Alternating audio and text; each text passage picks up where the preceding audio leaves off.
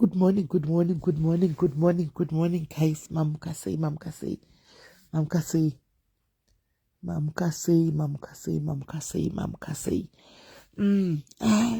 What? I'm checking page post, guys. Nesuro amuna ndakatonyora nesuro kuma ndapuwa PDF iringoya. PDF ndaripuwa kuma 11. Indai kupage post muno ndakaposta 9 hours ago. Ndasana yatsopiwa zvakazara because pandakapiwa munhu akatitumirawo muno makati musaimbomira kuburitsa kusvikira minista vasaina nhasi. Saka ndikutadze PDF racho. Saka ndakabva ndangozvinyararawo. Asi it's news. Ndakangonyora kuti sunungurai mabhegi hatichaindi iri. Ngorati PDF remukati chairo iri. But ndakangoti ndakanga ndadzitisa chimbomirai kuburisa news dzachiona kuvanhu venyu iri. Right. Saka mamukaseiko veduwee, ndauya negood news. Ndati dzafara hatitaure chinhu chatinenge tisati chekufungidzira, guys. Tichitora chinhu chinenge chabuda. Hatidi kuya chizotora information yekufungidzira yekuti vanhu vanozoti pati mataura zvakati. Anditika tatitora information inenge yataugwa, yatanzwa mukati. Guys, vamwe vanhu vatowirirana vanenge vachishandawo ikoko kuya. Handiti vanenge vachitipawo information. Handiti saka information iyi was kept. Akatanga ari makuhwa, anga achingotenderera mukati umu. Zuro kuseni akatotanga ari makuhwa, guys. Anga achingotenderera mukati umu. But hatisingadi kutaura noti unotaura zvinhu zvisiri mangwana maZimbabweans ana dhangi. Ouya konzi zvorega kubuda zvirizvo. Zvonzi makati wani zvakati. Animaona. Zvonzi makati wani zvakati. Ndosaka takangonyarira inde munhu akatondiinstata kuti please do not say anything kusvikira minister vasaina. Animaona kumaZimbabweans enyu. Ndikati alright bo. Akatoti don't share, wait for the update to be gazetted, scheduled for tomorrow, scheduled for nhasi. Handitika havasati vagazeta zvavo, but it's going to happen today from what message asenda izvozvi. Handitika atotaura kuti it's confirmed vachaya gazeta nhasi. So guys, good news andakuvigirai. Handitika good news. Amona ndosaka this was andizoti nemakai zvanga zvakanyanya kukeepwa secret kudai vanhu vachiruza mabasa avo, vanhu vachiita sei, vamwe vachiita sei. I hope vanhu vese vakanga vamiswa mabasa vachinzi chidzokerai kumusha kwenyu handiti vachadzisengwa mabasa avo, nokuti hakuna munhu ari kudzingwa. Handitika vati kusvika 31 December. Saka taichingoti kusvika 31 December, but 31 December kunogona kuita futi mamiracle. Anomaona, but sati tinotaura zvisati zvabuda. Tongoti for now tongoti 31 December, but inini handina mbonyatsa kuzviona. I didn't see this one coming, guys. Pakataura zvanzi zvazobuda panews, asi ndaona zvabuda panews ka pakataura kuti Capitec payakawedzera paya tikade takatosensa paya kuti vanogowedzera sei. So they had information. Amene vanashumbureshe makaita munyama weduwe. Let's hope anomutora bheki.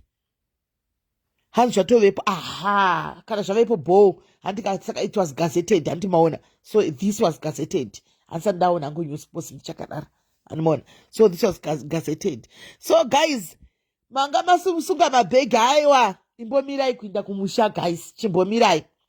Imbomirai. Chimbowedzera. Take dzimwe 6 months idzi kuwedzera mari yako. Kwazvatobuda alright. Ndakanyora handizivi.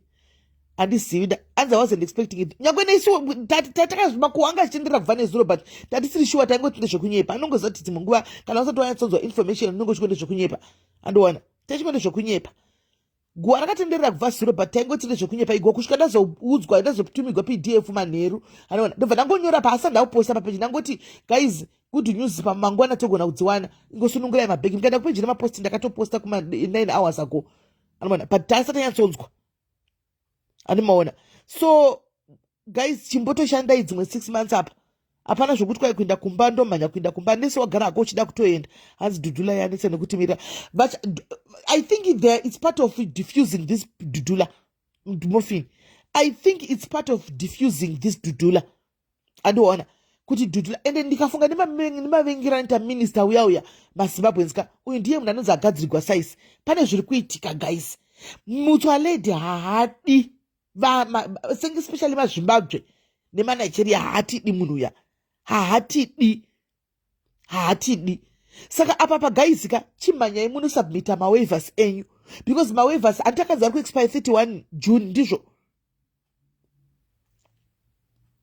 mawaivers akadza ari mirai ndikuverengerei pdf rachona hanzi vasina mapepa muri pama1 vasina mapepa vari pama1 manje vasina mapepa vari pama1 vasina mapepa manje ndo vari pama1 but vakaaplya mawaivers ka muri safe press statement yachona iri kuti press statement on the issuing of Minister's Immigration Directive 2 of 2023 extending the validity of the exemption permits issued to the Zimbabwe's nationals. As you are aware, the Minister of Home Affairs issued a directive in September 2022 extending the validity of exemption permits issued to the Zimbabwe's nationals to 30 June 2023. Since that time, significant developments took place. The Minister has approved thousands of waiver applications of the affected Zimbabwe's nationals. This has resulted in significant increase in the number of visa and waiver applications. And Minister kubva pavaka approve zvemawaivers handichika mawaivers kuti ma-applya hanzi saka ma-applications ema-waivers awanda zvekudaro the number increase in yevanhu vari kuaplya ma-waivers aya. The Department Advisory Committee DAC led by Dr. Cassius Lubisi is now dealing with the increased number of the visa applications. Dr. Ababa saka iko zvinezvi I think ndo zvaita kuti vaextend vari kudhila nema-waivers applications akaaplya. Guys, chiri kuitika paonai kana muchatsoona handimaona maona kazviri kuitika. People are just switching from ZEP to waivers. In other words, people are just switching from ZEP. Saka iwe shandisa mukana iwoyu guys, go and apply for this waiver from ZEP to waiver. Saka muri but munozati chi ameno team Shumbres and crew kana muri kurangara zvitakaudzwa vhiki rapera na advocate vaya shandisai mukana ushu. Pana advocate guys vatakaita conference call navo vakataura nyaya yekuti uyai ndikubatsirei mawaivers and but people brushed it off. Animona people brushed it off vakataura kuti uyai ndikubatsirei I'm taking ndokupai off kuti ndikubatsirei kuita mawaivers because ndikuita maapplication anhu akawanda but takangoti pana zvimwe zvanga zvaitika kumashure naadvocate vavo ndobva tangoti vanhu vangoita skeptical but uyo mukana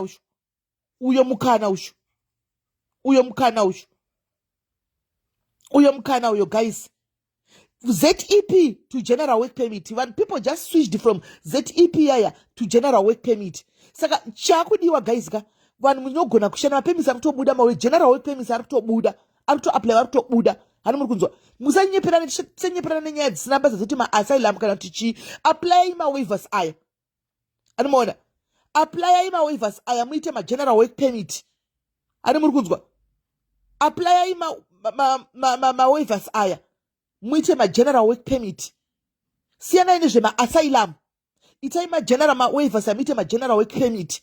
Hati muri kunzwa kuti mukwanise kushanda nokuti general work permit acharamba chiextendwa guys. Munogona kuextenderwa dzimwe munogona kuextenderwa dzimwe 10 years muchingoshandisa ma-work permit and you are safe kubasa. Hauchashandi uchivhunduka. Ani muri kuona mukona mukomesa chekuni vakawanda vakatobuda ma-waivers akatobuda. Hauchashandi uchivhunduka guys. Hanzi kana wanga usina permit apana, kana wanga usina apana. You need to be having a permit before. Hanimona inoto general work permit guys chimba please uzotwaya ndama paper uzochema kana kwazonzi chindai please torai mukana wemazeti wema-waivers aya. I-work permit unozochi apply work permit waiver ikabuda you apply for a study permit yemwana. Handibona mwana anowana nzvimbo ku government school kwete zvokudligwa mari na peki umera kuma purpose find uko academy mazvizo ma diaries. Torai ma-waiver.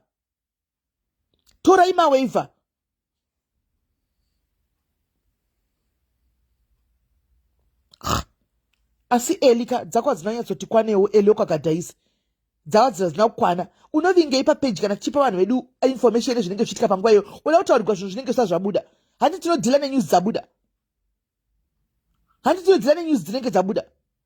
Uda kutaurirwa zvinhu zvisipo mozoti ko vamwe maidi kutipawo information dei zvabuda zvinhu zvanesezvo zvingavaendi wangachitawo zvakutaura herezvo.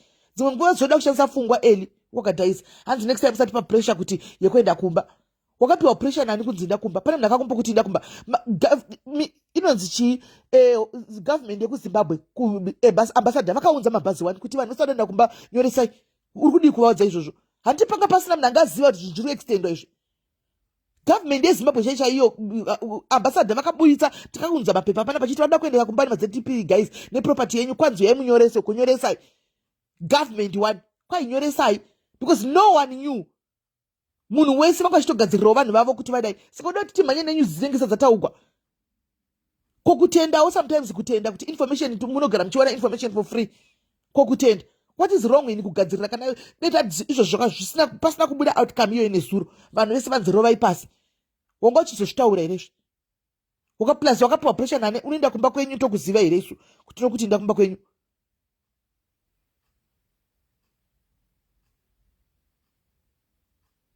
aiwa matauro runotoita panyaya dzakafanana neiyo kuti vanhu musatipe pressure next time isu tikuudza vanhu information isu pana patinoudza vanhu information vanoda kunzwa vedu anenge asingadi kunzwa weza wataura zita vanhu vataura kuzita usataure because ini panapa ndini ndinotaura nezvenyaya iyi ini pano ndini ndinotaura nezvenyaya izvi ini pano ndinotaura nezvenyaya iyi ndichiudza mai oni vanoda kuteerera kuitira kuti because why we don't want a situation whereby takuzonzi paita chakaita zvegore riya 2000 guys randakazoenda kuya kukahle kongu kukapiswa mukomana uya kuchipinge uya apisi gomba pane munhu akapisi gomba kana asingaizivi I went there myself ndini nana simba chikanza ava tikaronga nano nekuuk nanavhusa tikaunganidza bhasi tikatsvaga mari yebhasi tikahaya bhasi kuti vanhu vaende kumba zvatauka sezvi vanhu tikaignora mumwe akapisiwa hondo ikatanga umwe akatotsva mukadzi wacho tikatotaura naye tikamisa mubhazi achienda kumusha asina murume wake murume akatsva saka we don't want a case like that. That's why we are always informing people. Ngati kudara skana ngati appreciate itozati munhu wese anenge asingadi kuenda kumba including neni unofunga kuti nangwe neni ini ndiri muZimbabwe wani pakanzi kumanya nditomanya tose rena yaska tomanya tose imi munofunga kuti muno maZimbabwe anozviti dhudhulaya guys. Do you think kuti mimi vakanyatsa kusvikira they care kuti une babasa ngataura ichokwadi kana kuti une bepa rechi kana kuti nechi dhudhulaya kakusvikira ine basa nebepa rako imbavha dziyaka imbavha dzinenge choka kutoluta dziya dzikakusvikira muno chiro kabudisa ka passport kakadhina chiro kabudisa kachi munomanya mese nokuti havanaenda zvaroda kuba as ndaiva kokatla ko ndakatiza kungogara kubasa ku Albert. Yes, zvegore rere azvidzokorodzwi zviyasikana azvidzokorodzwi. Ndakaona bhodhi yemukomana yaka ndakaita mazuva ndisingadi kana kudyana inonzi nyama maimwe namunhu apiswa.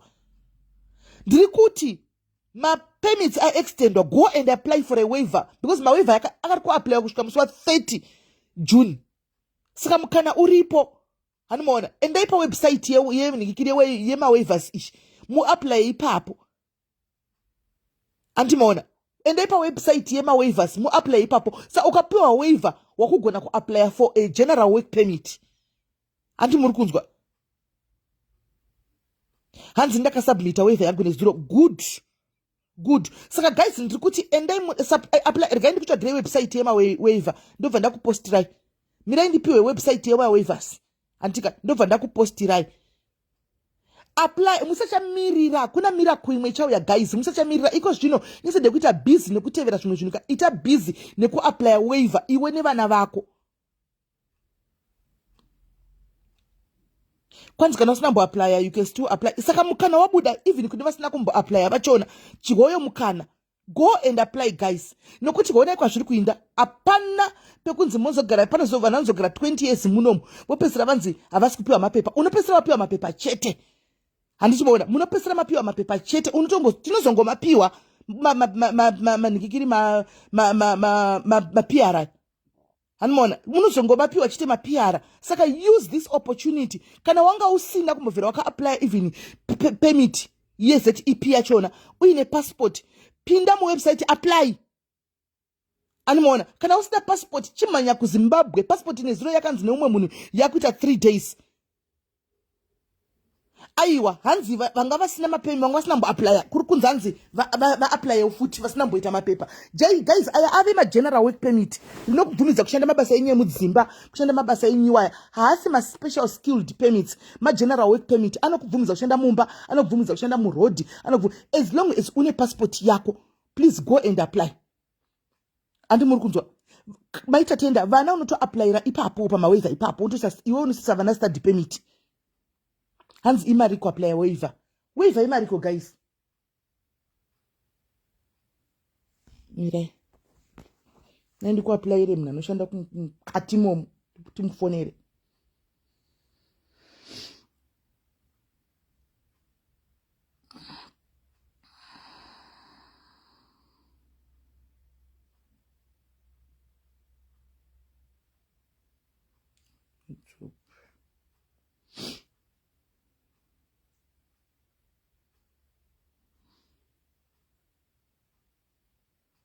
hanzi 1550 1550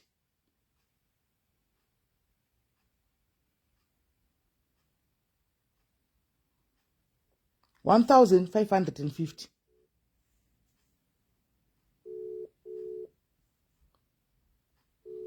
1550 kaenda kabva kune so kungoswitcha guys is just switching up from zep animaona to and I think it's also zviri kutoitawo futi kuitira yato it is also political animaona bata for mina inomfonere direct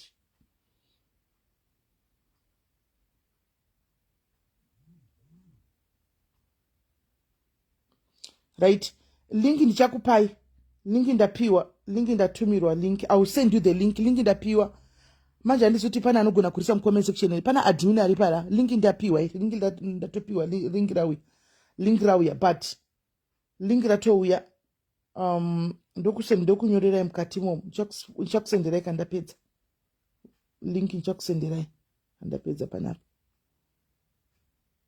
manyanotora passport imwe manyanotora passport guys manyai munotora passport kana passport yakaoverstaya ndakambokupai nhingirikiri ndakambokupai nhamba dzemunhu ari kugadzira mapassport kungoti hamuteereri hamudi moda kuzoblema chete pande ndichikuudzai zvinhu izvi ndakamboya panapa ndikati ndatsvaga munhu ari honest mupei mapepa enyu anokudhindisirai kunze mudzoke mune ma3 months mugari hello hi how are you ndiri bhoko shamwari inzwaka ndanchida hangu link yemawaivers but ndazoiwana ndaiwana link yemawaivers saka vanhu vanobhadhira mari pamawaivers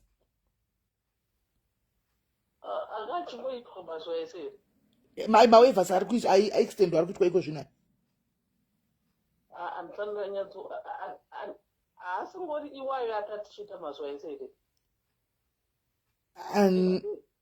it should be the same anga achingoitwa mazuva ese vangoextenda chete anga tichibhadhara ma 1.550 oraipo saka imi zvamaisira vanhu mabhazi modi vanhu vori vasitandira mari kwereka kuti mumbokanzela vangokansela because achada kuenda kumusha izvino hapana ndizvozvo saka kutombokanzela but nemiwo you didn't see this one coming ne kwenyu ikokoko obvious we didn't see it coming handitoti munhu wese nobody saw this one coming nobody saw because ngadi makatanga zvakatanga tobuda kuoffice kwenyu ikoko nobody saw this coming but aiwa tinotenda at least we are happy at least vanhu vanombopusha gore rinoropera vanombopusha gore rinopera asi mabhazi ngowanga uri gango ripo timbopedza gore tikuzoona taofa ngomirai kukanzela all right my dear thank you very much sharp right ndandipewo namba asi ndakambounza namba idzi kakawandisa amuteereri chete asi ndakambokupai namba nditi vandogadzisa mapassport avo namba iyo vandogadzisa mapassport namba iyo animona but ndichakupai munoya kuseri ndozokupa maijei applyai zvekuti anzi angari asina iwe chingoapply chete zvokupana information asati yabuda iri straight haina kubuda zviri straight yekuti vanga vasina mapassport vanga vasina mapermits before ngava apply but iwewe ingoapply ndina kufona ndaiona thanks ndaiona thanks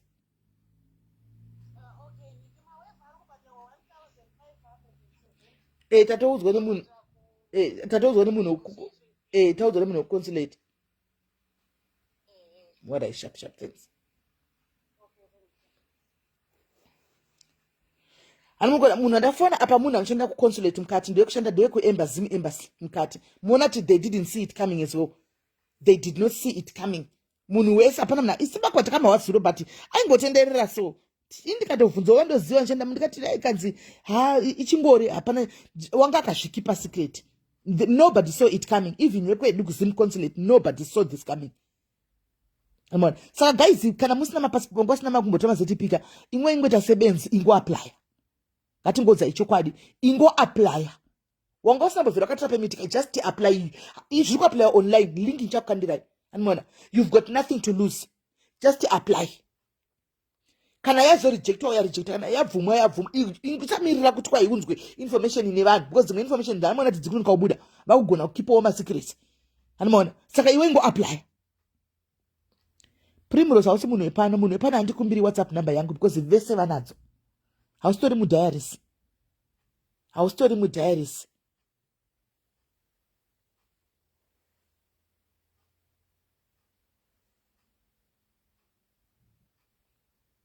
Anomaona haustori mudiaries. Saka asi zvisinei tichangonyora namba yangu apa. Madiaries ako akumbiri namba yangu pano because vanayo. Madiaries have my number. Vanayo namba yangu vese. Vanayo namba yangu. But zvisinei namba isho. Ndikupe namba isho. Anomaona. Apana ndizvo precious you were just being careful. Wanga right you were just being careful.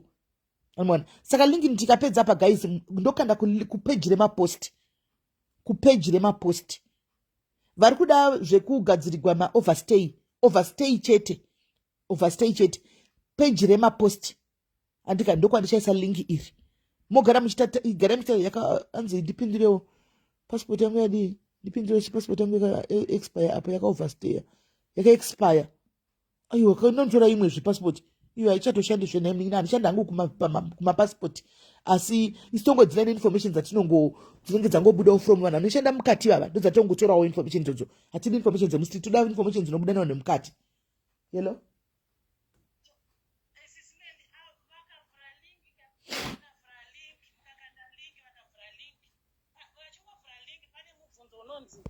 were you on asylum? If you are on asylum, you said yes. Then the other question is, were you on ZEP? You said yes. So if you did not have any of those, you just tick no, both. Were you on asylum? You say no. Were you on ZEP? You said no. Then you proceed to do your application. If you were on asylum, you said yes, but they need an asylum number. The true asylum in Home Affairs, not the fake one. Then if you are on ZEP, if you said yes, they need that permit number. Then the application opened for you. So if you don't have anything, you tick no on the first page. When you apply, you press the link. The first page you tick no. Then that's how you can proceed. Because if you tick yes, I have a ZEP, they want your permit number, which you can't provide, and you can't proceed. Right. Thank you very much. Thank you for the info. Yeah. Right. Heyo info animainzwa. Heyo info. Pana pati inongoyawo mahara.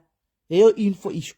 Saka vari kuti hanzi muda tanga kuapply pekutanga. Hanzi pane ma options aripo. And pane ma questions anobvunzwa pekutanga page first page kuti were you on ZEP? Haditika usanyepa kuti yes because vanozoda ZEP permit number. Just say no. Were you on asylum? Kana wanga usina, don't say yes, just say no. Ndopa inozonokupa link rinovhura pasina munhu akanga asina zvinhu izvi. Anomaona kuti haikubvunze manhamba because pane mapermit number, pane mene kuda maasylum number. Ukati yes vakuda manhamba iwayo, iwo hauna. Ani muri kunzwisisa. Ndati ndichaposta link naye veduwee. Ndati team kushanda nezimba kwakaoma. Hai. Zvandati zvo ndikapedza panapa I will give you the link. Ndichakupostira link. Handi zvindikuitira email asikana. Izvani ndikuitira kuti ndikupe information. Kuti yatsotukana zvakanaka tiri munharaunda kamuSA. Ndikuitira kawifi dzemahara kunoku. Zvino kana tikakunyima link mukaenda kumusha munozwa nepi wifi. Ndinokupa link. Link ndinokukantirai because zvose izvi ndikuitira ndeichitira timu rangu madiaries ndona ndizvoitira because madiaries angu I've got them at heart. Tungoti pandinozoya good news hatigoni kudziviga tichidzitira muchikadhibhokisi nokuti rinenge zvenge zvingori open nevasiri madiaries vanototituka kunze kasi kana kwauya zvakanaka news vanenge varipo vachida kudohwawo vanotobhenefitawo panobenefita madiaries angu. the benefit pano benefit wa madiaries angu, but it's not a problem. Ndechitoitira madiaries angu ini animaona ndoane ndichitoitira izvozvo. Saka right link ndiri kuposta kupage remaposts animaona. Guys, follow the page remapost, page rakanzi SIS MELLY diaries remapost ndakapfeka chinhu dress chineka white neka animaona. Follow that page, ndokwandichaposta ikoko animaona, ndokwandichaposta kokana yaka expire chii chaka expire. Hauka expect apply nechinhu cha expire kana iti. How apply nechinhu cha expire ti chinda unotora 31 June madays achiripo. Go and take a new passport my dear sister. Chimanya mari yangu akabata yoshinda uda kwenda nogara ndakuda kudzokera ndakumushandira kuseva. Chimanya pazimba unotora passport yako ye 120 anzi kuita even 3 days chaiyo wodzoka uchidindisa maziva ako andika hoya womanya wo apply. As long as 31 uripo unenge uri right. Pane mwavunza kuti what's wrong with an asylum? There is nothing wrong with an asylum, but an asylum now you need to go and have it stamped andika every after 6 months kana kuti 1 year. Kana waiwana asylum uchida kugara uchingonodhindisa chete every 6 months kana kuri kumesina kana kuri kuPretoria uchigara kupindi koko. Saka pa ukashewa mari ukadiga kudhindisa yato expire watokanganisa asylum iya of which waivers uripuwa general permits andika pamwe achauya ari 5 years. Haufango kuna kudhindisa chini wakagara uri kumba 5 years dzako.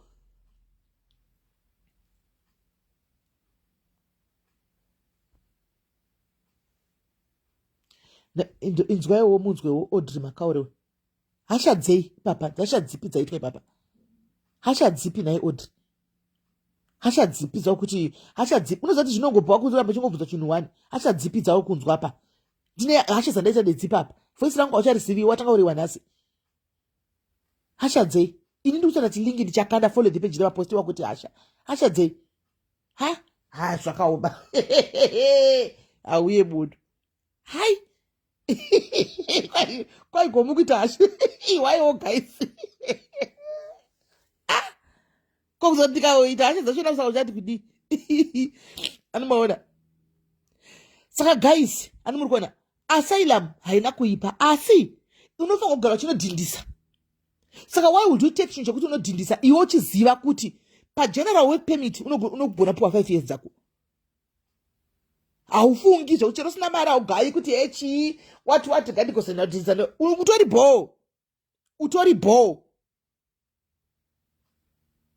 Utori bo. Antimaona utori bo. Saka nditogaya kuti waiver iri kupiwa munhu. Guys, apply for a waiver. Apply for a waiver. Aslam kana ukaiwana ikabuda yakanaka chose unogara asi panyaya yekuinda kunoningira pakunodhindisa apa. Woshewa mari pomwe wakatorera kumesina uko. Woshewa mari kunda kunodhindisa wodini?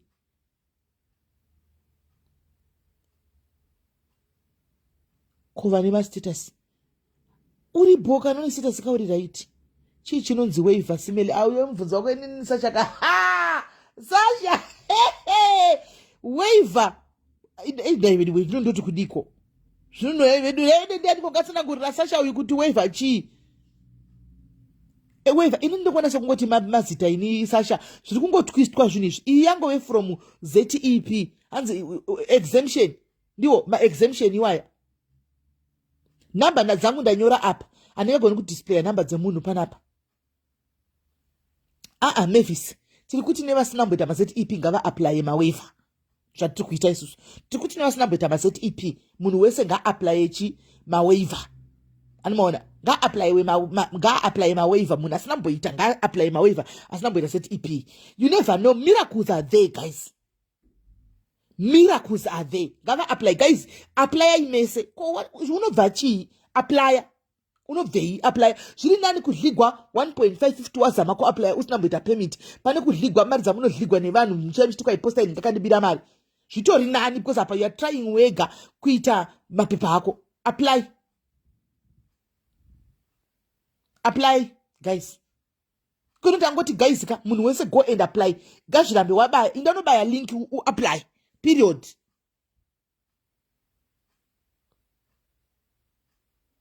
Animona.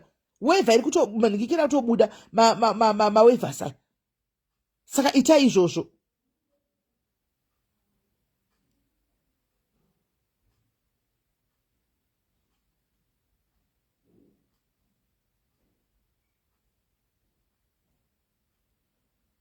Month end 31 June.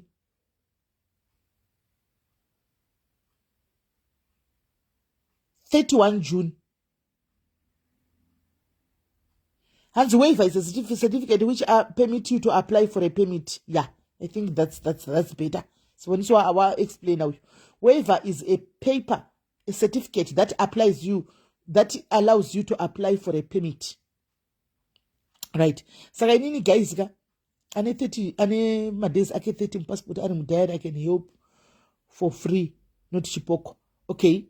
Ari kudaro mesa ari kuti ari kuda kubatsirwa kuaplya kuti ndikubatsire kuaplya mumwe wedu ushu munhu wepano chai achida kubatsirwa kuaplya for free andika ngokubatsira tunoaplya sei uyu akaaplya yake akatoaplya ane waiver kudhara vamirira kuaplya vageneral work permit wayo uyu andikubatsire animaona saka izvo guys izvo saka please take ndikiri 31 June ndo zvavakataura so far charity kuti 31 June ndo pavari kuvhara isi toda kumhanya nezvinhu zvataugwa hatidi kutaura kuti vachaextenda tisina kutaura wozorelaxa iwewe zvorega kuextenda mozoya muchiti but sisimeli makati nokuti ndatoona kuti kune vanhu vanotera zvandotaura zvokutodaro animaona wozoti simeli wakati saka so far vakati vari kuvhara musa 31 June 31 June iwe gadzira 31 June vanenge vavhara kana vakazoextendawo tinenge tingozowa kuti vaextenda but kweko zvino ngatidzile nesitution iripo vakati 30 June ndipo pavari kuvhara zvemawaiver saka 30 June ndipo vakati vari kuvhara zvemawaiver saka iwe chiapply izvozvi kana zvichazoextendwa tai tichingoona isati tinotara zvisipo nokuti mangwana you hold us liable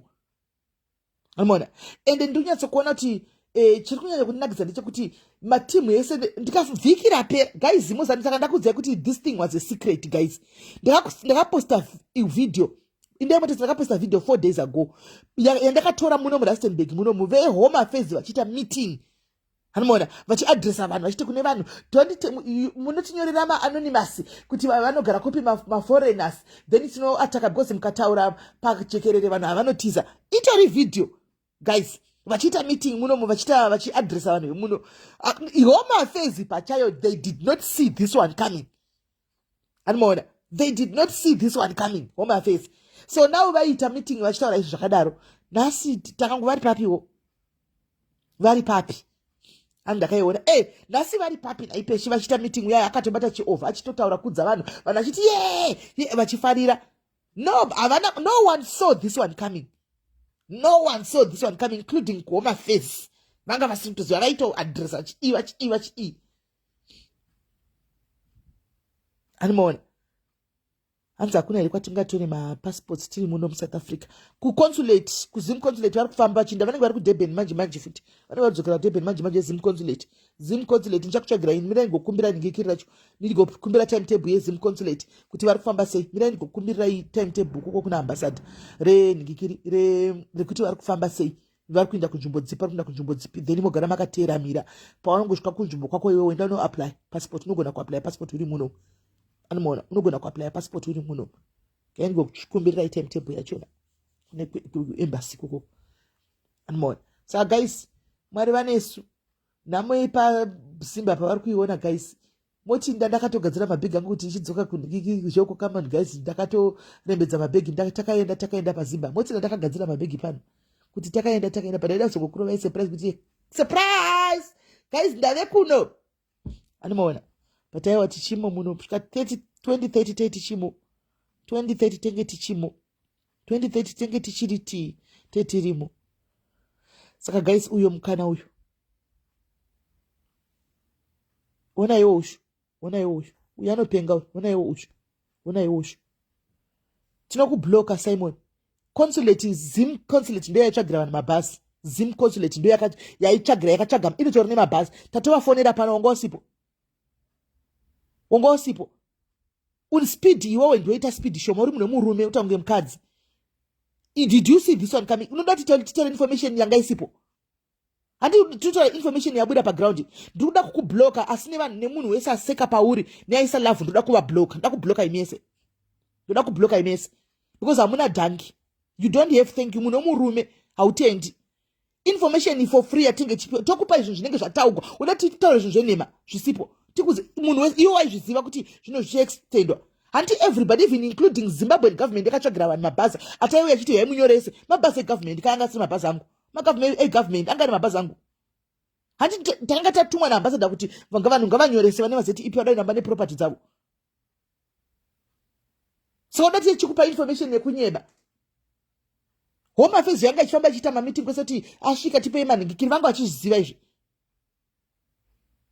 toda kukubloka admin blokai neaisa nhingikiri aisa like kana kuti aseka pacomment yake ngablock mublokei munhu womurume tange mukadzi mublokei munhu aisa like nemunhu aisa love pacomment yake yaSimon please block vese ndanditi venda totora screenshot nyatsomabloka kana pasina nda kuzobloka ndega regai ndigomubloka ndoda kubloka nevese vaisa love nelike pacomment yake I'm going to block them vese ndoda kutovabloka munopedza vanhu power rekuti next time tisauye neinformation ende ukangoziva kuti zvitesingaitiri vanhu vakafanana nemi bhozi hausi munhu wepano tichiitira vanhu vedu panapa tinenge chiitira vanhu vedu pano no anoda kutopiwa attention tizviadresse because asiri ye ega ndiye aisa comment yake umwe akatolaika umwe akatoseka toda kutovablokera izvozvo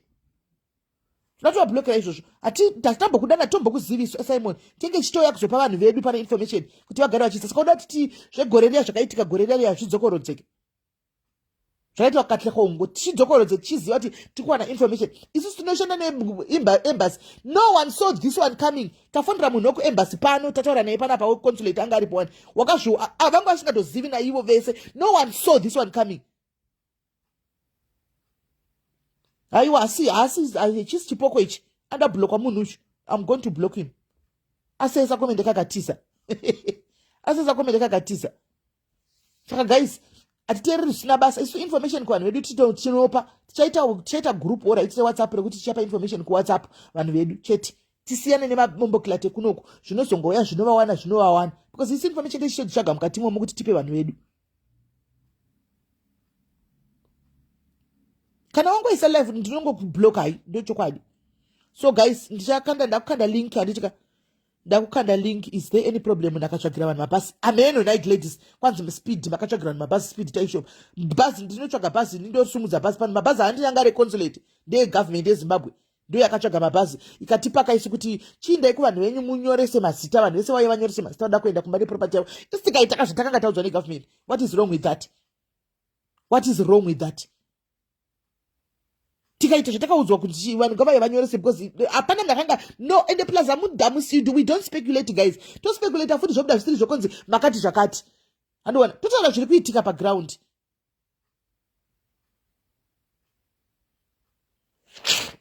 tichaita private group redu we are going to put a private group redu isusu ratichaita kuti tinhingirire aiwa this secret vanga vasingatombozivi munhu yatachitaura naye panapa tafonera panapa doku embassy yaya mukadzi achienda kuembassy they never hapana munhu angachiziva I think this was just a surprise hapana munhu angachiziva zvakatinga kutaurika nezuro Gladys arichatoendi basi arichaende basi arichatoendi notataura naye panapa uzoteerera live bva kokutanga kana dropa uzodzokera back kulive andowana arichatoendi basi vakutongobvisa mabhasi because vanhu vapuwa extension yekuti vagare kusvika December vanhu vanga vanyoreswa atozowanda kwana mugurupe ndichatodaro nokuti zvinotoonesa kune vamwe vanhu vanotoya chitongokuita put off vakafanana naSimon iyeyu vanotongokuita put off so kuita 2 people out of 700 people kuti nokuti makanga mchiti vanhu zvakati saka zvazodai nokudai iwo wanga uchizviziva newonga usiri kuziva hapana munhu angari kuziva tachitaura zvakataugwa zvoda tiri kumhanya nazvo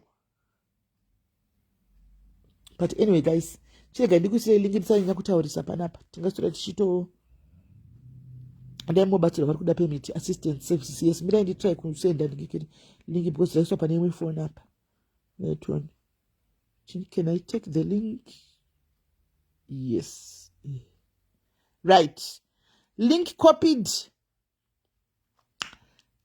do link rekuapply mawaivers iri guys ndikukanda iri right gaindi ndokutione kumaposts kwacho right? Link posted. Ndivyo ndanyora kuti musazorasika. Link reku-apply. Link reku-apply. Waiver. Right. Link ndaposta. Guys, kupage remaposta ndika rakanzi SIS MELLY diaries post riya. Link ndaposta. Chindai munotora link. Kwanzi nyaya kunzi kuri kutorwa zvitupa ishuwa here. Zvitupa zvei nai Brenda ansani ndainzwa. Andiri kuita zvandisingasiya ansani ndainzwa.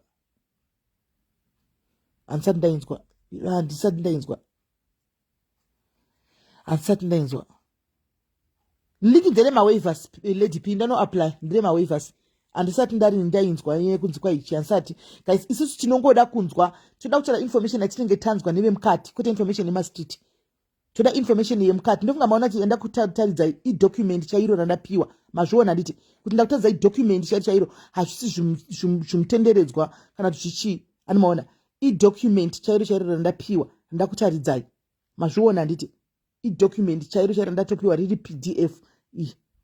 Hausi mubikigwa. Andi muri kuona i-document chairo iro.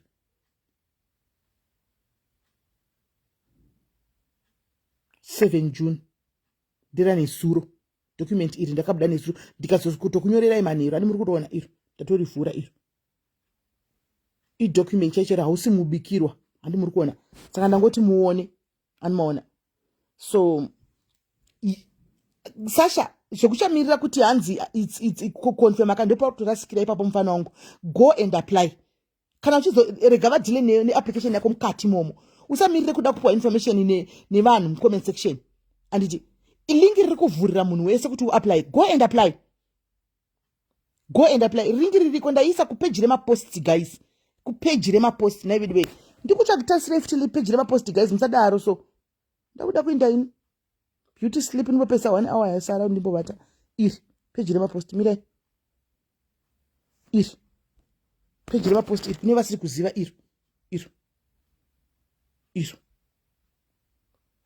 iro page remapost iro page remapost iri guys. Link yaveko iri page remapost muri kutsvaga kusiriko iri page iri mariona ka iri page remapost rakanzi Mafaro iro mariona handitika mariona handiti iro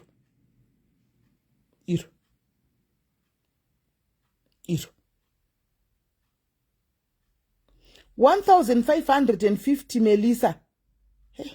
Nasi muchiuroro chobuda.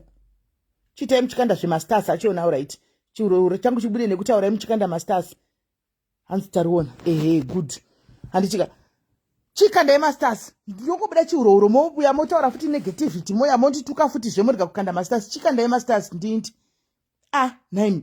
Chiuroro chobuda nemubvunzo 1. Mubvunzo 1 ndiwakuadresa kamiliyoni nasi. Mubvunzo 1. Lady P vakomana ka Lady P usadaro so ndiripa chikozokodza chinhu 1 kanda yemasters. Thank you Miss ako. Thank you Miss. Aikana Miss ari kuyawo kwanzi saka vasina kuapply. Chigurokuro nasi chinobuda chisa yemasters ndidzokorodze. Well, appreciate Leah. Hi bodo. Chitaka chinobuda nasi kuya masai. Chisa masters ndidzokorodza right. Ukasa star yako ndibvunza question ndodzokorodza. Wesa masters ako ndibvunza question ndodzokorodza. Chibvunzai. Asi unotanga kubvunza wesa star masters chete. Muri vanhu makaita sekoibi. Sana mbona zvakadaro. Hai. Aya. Hey. Tinokumbira vanobatsira kuapply mutibatsiro please. Uyo Messi aripo ari tindokubatsira. Messi ari tindobatsira kudhara for free. Tindokubatsira. Masters Bamberi. Thank you Joanna. Masters Bamberi ndodzokorodza. Masters Bamberi ndodzokorodza. Chikanda masters ndodzokorodza. kwani ndanoka kusvika ukoma ukakanda star yako wodzokorodza ndoisa. Hanzi musati maisa link. Ndaisa link. Link is there. The link is there. Ndaisa link. Mira tu ndaina kuuploada. Ndaisa link. Link iripo. Link yato irutolaikwa nevanhu. Link iripo. Link iripo. Ndaisa link. Aiwa Rudo hasiriwo masters ato. Una star andipo na Rudo. Hasiriwo masters atiri kuda. Hasiriwo masters atiri kuda. Tikuda masters chayo. Masters chayo atiri kuda. Link rapinda riripo na utolaika link iri. Andaka apply waiver in November last year. Isati yabu. Yanonoka sewa mwari kuto apply zvaruto buda wani. Dzokorodza nenzi. Ita trace kutrack kuti zviri kufamba papi. Dzokorodza uone kuti zviri kufamba papi. Kana dzokorodza chaiko kuapply futi. Go and reapply. And once the gospel to do, how are you today, Molini? What are you saying us? How are you? What are you looking? Get also my sister. Hanzi masters munoda kadini. Ayo ari padenga ayo ari kurekoda padenga ayo kuti 200 stars ayo kwete ayo ana simba ari kukandwa ayo ari padenga ayo masters ayo ndo anoiswa iwayo aunotenga woisa masters. Hanzi handisi kuona link. Ina handichaziviwo kana usiri kuona link. Ina handichaziviwo kana usiri kuona link handichaziviwo ini. Ishi handikuona iyi post yandakasanisirwa manheru iyo 8 hours ago ishi. Ndakakusira 8 hours ago. Njiti good news for Zimbabweans. Today you get to receive the news. Relax musunungure mabhegi enyu. Ndakaisa ne 08 hours andi. Link yandaisa nde ishi. Link ishi. Link ishi. Ito like one iyo link iyo. Saka ndizoti iwa usikuiona say iyo link ishi. Iyo link iripo iyo ishi. Iyo link iyo. Saka link iriko. Handizoti iwa usiri kuona link zviri kufamba say. I don't know. Ru atanga kwanzi sit for everyone ngora mape isa masters ndikusanangurire ru ukaisa masters indi ndochikusanangurira ukaisa masters ndichi ndaisa link loveness isa masters ndokutaridza link put stars. I'll show you the link. Kwai ndine fundo kumbura kubatsigwa kuapply. Munhu ari kuapply ari mucomment section. Taisa ningikiri taisa link kuti minde kuno apply zvinhu hazvisi kunetsa. Kwanzi ndi 100 stars na nyara. Handisi kumaona ari kupinda nyara ima 100 stars acho anoti ukamasenda anoonekwa apa hauna kusenda nyara. Link iri ndaisa kupage remapost patience. Ndaisa kupage remapost bedwereka indichinda maiwekana achiurora changu chakubhadza guys. Bye bye. Ndikubada ita but go and apply. Munhu wese go and apply period. Akaita permit nasina go and apply. Ndapedza.